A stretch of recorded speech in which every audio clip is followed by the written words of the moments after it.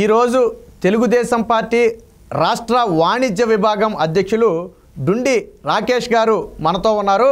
So రాబోయే రోజుల్లో Telugu Desam party భవిష్యత్తు ఎలా ఉండబోతుంది, అలాగే ప్రస్తుతం వైసీపీ పార్టీ అవలంబిస్తున్న విధానాల పట్ల ప్రజల్లో ఎటువంటి వ్యతిరేక భావనలు ఉన్నాయి అనే విషయాలను స్వయంగా ఆయన ద్వారానే అడిగి తెలుసుకునే ప్రయత్నం చేద్దాం.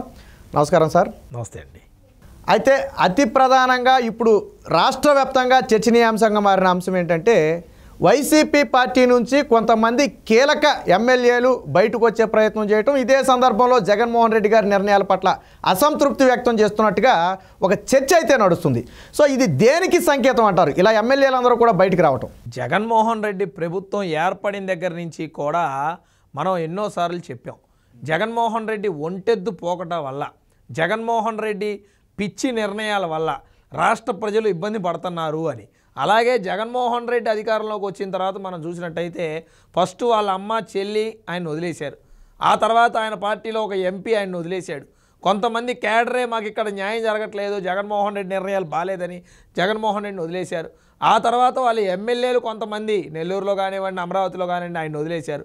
ఇక రీసెంట్గా మనం చూస్తే సంవత్సరాల కిందే వదిలేశారు, కానీ ఇప్పుడు తెలుస్తూ ఉంది ప్రశాంత్ కిషోర్ ఎవరైతే వ్యూహకర్త ఉన్నాడో ఆయన కూడా జగన్మోహన్ రెడ్డిని వదిలేసి ఆయన చేసిన తప్పుకు ప్రాయశ్చిత్తం చేసుకునే పనిలో ఉన్నాడు ఈరోజు ఈ యొక్క పీకే ప్రశాంత్ కిషోర్. మరి అదే ఎమ్మెల్యేల విషయానికి వస్తే జగన్మోహన్ రెడ్డి నిర్ణయాల వల్ల ఇబ్బంది పడ్డోళ్ళే తప్ప బాగుపడ్డోళ్ళు మంచిగా ఉందన్నోళ్ళు రాష్ట్రంలో ఎవరు కూడా లేరు. ఆ నిర్ణయాలు ఎవరు కూడా సమతిగా చేయరు. ఎమ్మెల్యేలని టార్చర్ పెట్టాడు. ఎమ్మెల్యే ఎవరితో మాట్లాడుతున్నారు, ఎమ్మెల్యే ఎక్కడికి వెళ్తున్నారు, అసలు ఆ ఎమ్మెల్యేల పవర్లన్నీ పీకేసి ఎమ్మెల్యే అనేది కేవలం పేరుకు మాత్రమే అన్న విధంగా ఎమ్మెల్యేలను ఇబ్బంది పెట్టారు. ఈరోజు majority of the 1/3 of the majority ఏదైతే ఎమ్మెల్యేలు ఉన్నారో వాళ్ళందరూ కూడా జగన్మోహన్ రెడ్డి ఓడిపోవాలి అని కోరుకుంటున్నారు. అందులో భాగంగానే ఆయన పిలిచి ఎమ్మెల్సీ ఇచ్చిన వాళ్ళు వదిలేశారు. వ్యాపార వర్గానికి సంబంధించిన మా వాళ్ళని టికెట్లు రానికుండా చేసి ఇబ్బంది పెట్టారు, ఒంటెద్దు పోకట చేశారు. అలా అనేక చోట్ల అందరూ కూడా జగన్మోహన్ రెడ్డిని వదిలేసే పరిస్థితి ఉంది తప్ప అతను పక్కన రుంచోటానికి కూడా భయపడే పరిస్థితి ఈరోజు ఉందని తెలియజేస్తూ ఉన్నాం. అంటే ఇప్పుడు ఎమ్మెల్యేలందరూ కూడా బయటకు వచ్చారు, సరే, మరి తెలుగుదేశం పార్టీ వైపు చూస్తే వారికి టికెట్లు ఇచ్చే ఉద్దేశం ఏమన్నా ఉందా తెలుగుదేశం పార్టీకి? ఇక్కడ వాళ్ళ ఉద్దేశం తెలుగుదేశం పార్టీకో జనసేనకో ఇంకో దానికో వెళ్ళాలని కాదు, వాళ్ళు అనుభవించిన బాధకి తగిన మూల్యం చెల్లించుకోవాలి. దానికి ఒకటే ప్రాయశ్చిత్తం, జగన్మోహన్ రెడ్డిని ఇంటికే పరిమితం చేయాలి అనే ఒకే ఒక కారణంతో ఏదైతే వాళ్ళని 4.5 సంవత్సరాలకు ఇబ్బంది పెట్టాడో వాళ్ళు అతని మీద పగ ప్రతీకారం తీర్చుకునే దిశగా వెళ్తున్నారు తప్ప తెలుగుదేశం పార్టీ అని కాదు. తెలుగుదేశంలో పార్టీలో రాజకీయ పార్టీగా ఎవరైనా రావచ్చు, దాన్ని మా అధినాయకుడు స్వాగతిస్తారు. లోకేష్ గారు చాలా క్లియర్గా చెప్పారు, ఎవరైతే కష్టకాలంలో పార్టీకి అండగా నిలబడ్డారో వారితో పాటు కలిసి పనిచేసే వాళ్ళనే మేము స్వాగతిస్తాం, వాళ్ళతో పాటు పని చేయకుండా ఇష్టం వచ్చినట్టు పోగడాలు పోతే మేము స్వాగతించాం. అది కూడా ఎవరు పడితే వాళ్ళు కాదు, పార్టీ మనోగత కోసం పార్టీ భవిష్యత్తు చూస్తామని చెప్పి జనరల్ సెక్రటరీ గారు చెప్పారు. అదే దిశగా ముందుకెళ్తాం. అంతేగాని వాళ్ళని ఏదో ఇబ్బంది పెడుతున్నారు కదా అందరూ మాకు వస్తారా అంటే మాకు తీసుకునే ఆలోచనలు లేవు, అలాంటి విధానాలు లేవు.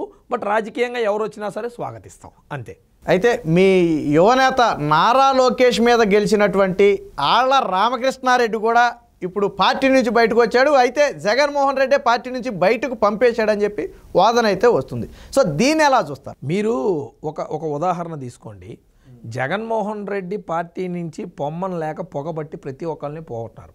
ఈరోజు అతని దగ్గర నుంచి వచ్చిన బయటకు చూడండి, తూర్పుగోదావరి జిల్లా వాళ్ళు కానివ్వండి, లేకపోతే నిన్న ఆళ్ల రామకృష్ణారెడ్డి కానివ్వండి, ఇవాళ అన్నా రాంబాబు ఫ్రెష్గా ప్రెస్ మీట్ ఇప్పుడే కింద పెట్టాడు.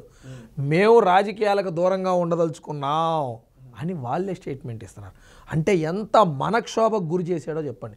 ఆళ్ల రామకృష్ణారెడ్డి అనే వ్యక్తికి 2 సార్లు సీట్ ఇచ్చి గెలిపించిన అయినా సరే ఆయన ఈరోజు బయటకు వచ్చాడంటే దానికి కారణం ఏంటి ఆలోచించండి. అతన్ని మానసికంగా ఆర్థికంగా ఎన్ని రకాలుగా హింస పెట్టాలో అంత హింస పెట్టాడు ఈ జగన్మోహన్ రెడ్డి. అతని రోజు బయటకు పడి ప్రశాంతంగా ఉంది నా జీవితం అని చెప్పి వెళ్ళి ఏ తోటపనో మాడపనో చేసుకునే పరిస్థితికి వచ్చారంటే ఈరోజు వైసీపీ ప్రభుత్వంలోని నాయకులు అంత దిగజారిన పరిస్థితి చూస్తున్నాం. వాళ్ళు ఇంకో పార్టీకి వెళ్ళడానికి కూడా సిద్ధంగా లేరు. మీరు చూడండి, విశాఖపట్నంలో ఒక ప్రస్తుత ఎమ్మెల్యే నేను రాజకీయాలకు దూరంగా ఉన్నా అన్నాడు.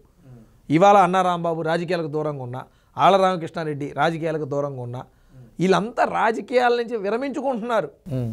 మీరు వాడున్న పేరు నాని ఉన్నాడు, నేను రాజకీయాలకు దూరంగా ఉంటున్నా, ఒకళ్ళొకళ్ళు మేము దూరంగా ఉంటామని తప్పుకుంటున్నారు వాళ్ళే. వాళ్ళు ఏదో జగన్మోహన్ రెడ్డి కోసం వాళ్ళనో కొడుకునో ఇంకెవరినో తెలిసిన వాళ్ళు తీసుకొచ్చి పెడుతున్నారు తప్ప కంటి తుడుపు చర్య కోసం ఎవరు కూడా జగన్మోహన్ రెడ్డితో లాంగ్ రన్ ప్రయాణం చేయలేరు. ఎందుకంటే అతను ఒక దగాకోర్. ఆ దగాకోర్తో ఎంత దూరం పోలేరు. అతను పెట్టిన టార్చర్కి ఎవరో అతనితో ఉండరు. అతని పని అయిపోయింది అంతే. మరి ఇప్పుడు బయటికి వెళ్ళిపోయినా మాకేం భయం లేదు, అంతకు మించిన అభ్యర్థుల్ని మేము అక్కడ నిలబెడుతున్నాం, 175 కన్ఫామ్ మీరు రాసి పెట్టుకోండి అని చెప్పి వైసీపీ నేతలు ప్రతి సమావేశంలో చెప్తున్నారు. పోనీ 175 కాకపోతే ఓ 15 తగ్గిన 170 అన్న రావంటారా? నేను అదే చెప్తున్నానండి. 175కు 175 జగన్మోహన్ రెడ్డి స్లోగన్. దాని అర్థం 175 చోట్ల గెలుస్తామని కాదు, 175 చోట్ల వాళ్ళ క్యాండిడేట్లను నిలబెట్టుకోవటమే వాళ్ళ ధ్యేయం. వాళ్ళు గెలుస్తామని చెప్పట్లేదు ఎక్కడ. 175 మా మంది ఎమ్మెల్యేలు అవుతారని చెప్పట్లా. 175 వై నాట్ 175? దాని అర్థం ఏంటి? 175 నియోజకవర్గాల్లో వైఎస్ఆర్సీపీ తరఫున క్యాండిడేట్లు నిలబెట్టుకోవటమే వాళ్ళ కర్తవ్యం. అది కాపాడుకోవడానికి వాళ్ళు పనిచేస్తున్నారు అంతే. అది దొరకటమే గగనం. దాన్ని వాళ్ళు ఆ రోజే డిసైడ్ చేసుకున్నారు. సో అది పెద్దగా మనం పరిగణనలోకి తీసుకోవాల్సిన అవసరం లేదు. 175 చోట్ల ఎన్ని ఉంచోబెట్టినా జనం నమ్మే పరిస్థితిలో లేరు. జనం మరోసారి రిస్క్ తీసుకునే పరిస్థితిలో లేరు. బాబు షూరిటీ, భవిష్యత్తు గ్యారంటీ ఏదైతే ఇస్తున్నామో ప్రజల నుంచి విశేషమైన స్పందన వస్తూ ఉంది. అడిగి తీసుకుంటున్నారు కాగితాలు. చంద్రబాబు నాయుడు గారు, లోకేష్ గారు పాదయాత్ర వస్తూ ఉంటే ఎగబడి వచ్చారు రోడ్డు మీదకి జనం. సో ఇదంతా వాళ్ళ లోపల ఉన్న ఫైర్.